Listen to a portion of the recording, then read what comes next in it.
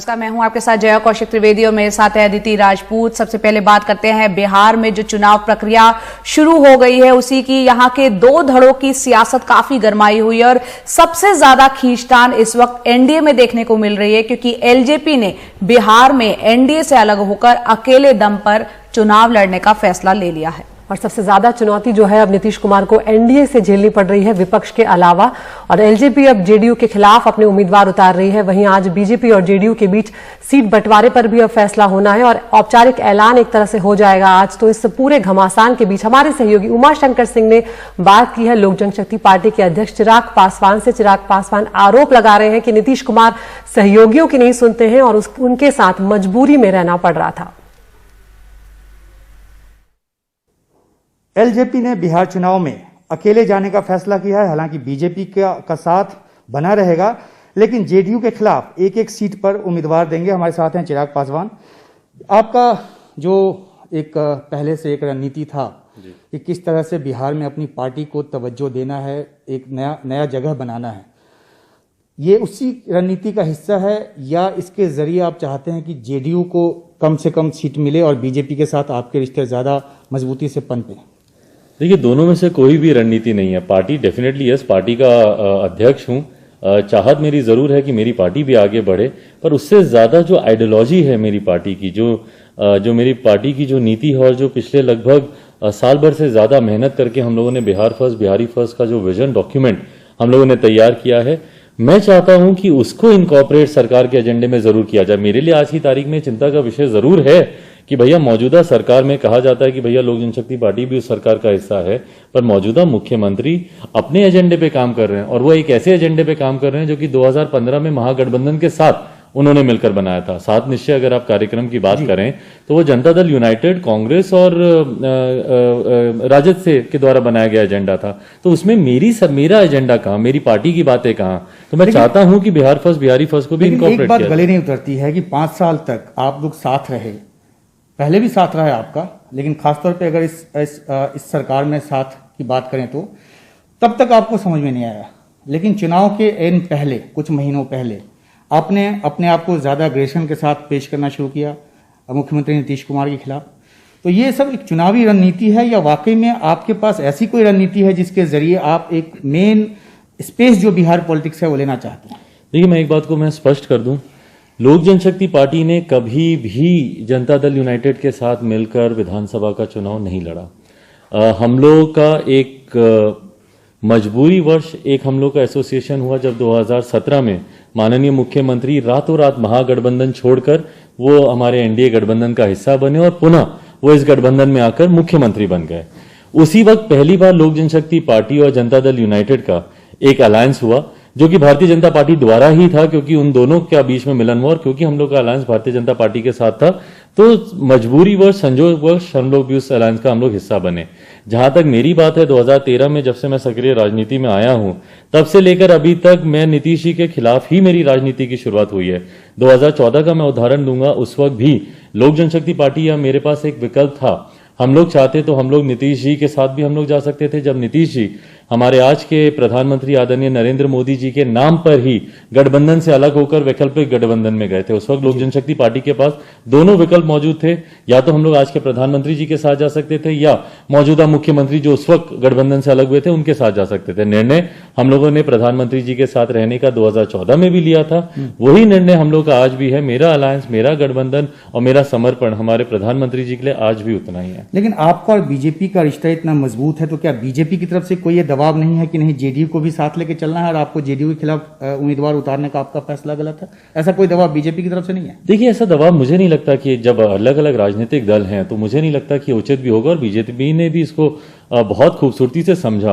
और मुझे लगता है गठबंधन की राजनीति में कई ऐसे निर्णय होते रहते हैं, फैसले होते रहते हैं, इतिहास गवाह है। और जब से गठबंधन की राजनीति शुरू हुई है तब से कई बार कितने ऐसे प्रदेश हैं जहां पे जनता दल यूनाइटेड भी, झारखंड में अभी जनता दल यूनाइटेड ने भाजपा के अगेंस्ट ही चुनाव लड़ा।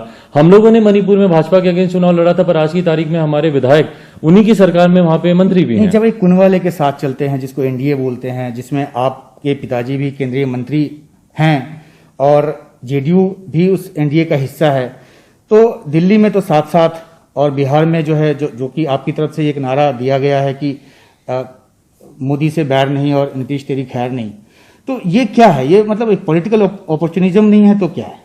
ये आप मुखर हो जाते पहले से ही, जब से नीतीश कुमार बीजेपी के साथ आकर दोबारा से उन्होंने सत्ता संभाली तब से आप मुखर रहते? देखिए, जब से मुझे इस बात का एहसास हुआ कि मौजूदा मुख्यमंत्री गठबंधन में साथ होने के बावजूद सहयोगियों की बातों को सुनते नहीं है या गवर्नेंस में उनके एजेंडे का, मुझे तो कोई अनुभव नहीं ना उनके साथ काम करने का। 2017 में जब पहली बार उनके साथ ये अनुभव हम लोगों को मिला साथ में सरकार में आने का, उसके बाद से मुझे इस बात का एहसास हुआ कि अगर वो इतने अडिग हैं और इतने ही अपने एजेंडे को लेकर ही काम करने वाले हैं, क्योंकि मैंने निरंतर 17 से लेकर 19 तक मैंने निरंतर उनको पत्र लिखे, सुझाव दिए, प्रदेश को लेकर, युवाओं को लेकर, जितनी समस्याएं मैंने दिल्ली या बंबई में रहकर मैंने अनुभव की हैं, उन तमाम चीजों को कैसे हम लोग बेहतर कर सकते हैं, पलायन को हम लोग कैसे इस समस्या का हम लोग समाधान ढूंढ सकते हैं, निरंतर किसी भी बात नहीं सुनी आप किसी भी चीज में। और उसके बाद फिर मुझे इस बात का एहसास हुआ कि अगर सरकार में रहकर भी अगर आप अपने सहयोगियों की नहीं सुनेंगे, तभी मैं बार बार इस बात को लेकर क्लियर था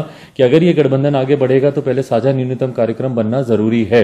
क्योंकि मेरा विश्वास मौजूदा मुख्यमंत्री, मेरा व्यक्ति विशेष से लड़ाई नहीं है, मेरी Nitish Kumar ji as a person मेरी उनसे लड़ाई नहीं है, बट उनकी कार्यशैली पे मेरे प्रश्न हैं, उनकी नीतियों पर मेरे सवाल हैं।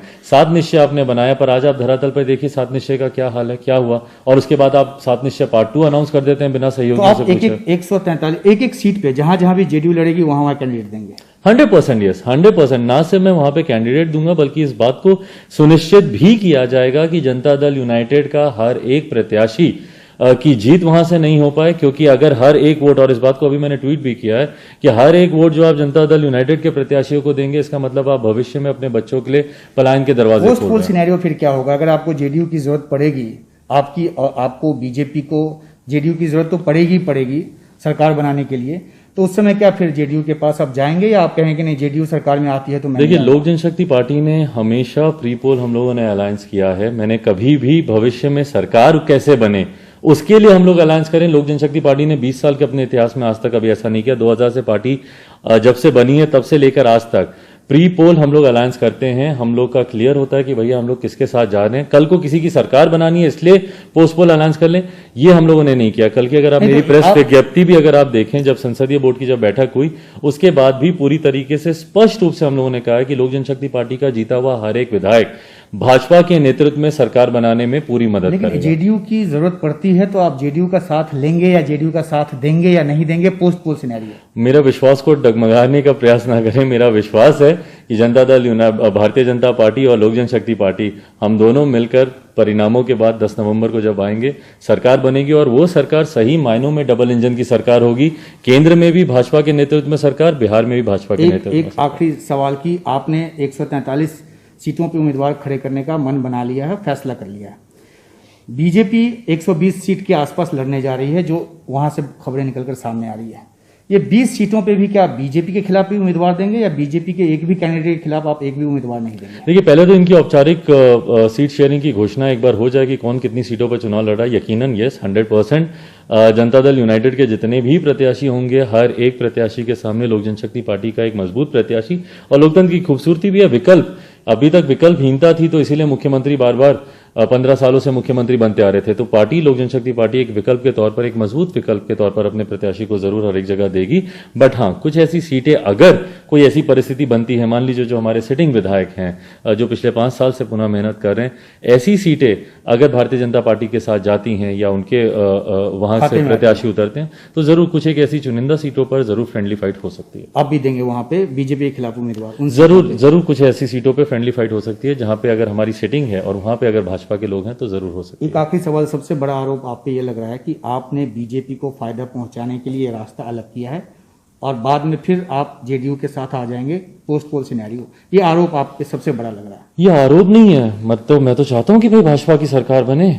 मेरा तो विश्वास है हमारे प्रधानमंत्री पर, और मेरा पूरी तरीके से अविश्वास है हमारे मौजूदा मुख्यमंत्री पर। सहयोग देकर जेडीयू का पत्ता काटने का आरोप लग रहा है। देखिए, पत्ता काटने की बात नहीं है। अंतोगत्वा मैं कौन होता हूं किसी का पत्ता काटने वाला? अंतोगत्वा ये निर्णय तो बिहार की जनता को लेना है ना, मैं तो उनको सिर्फ एक विकल्प दे रहा हूं। एंटी इनकम्बेंसी वोट बटेगा, उससे क्या होगा कि जो एंटी इनकम्बेंसी वोट आरजेडी को जाता वो स्प्लिट होगा, क्योंकि आपने एक नीतीश कुमार के खिलाफ अपना एक अलग स्टैंड लिया हुआ है, तो उससे भी बीजेपी को फायदा होगा।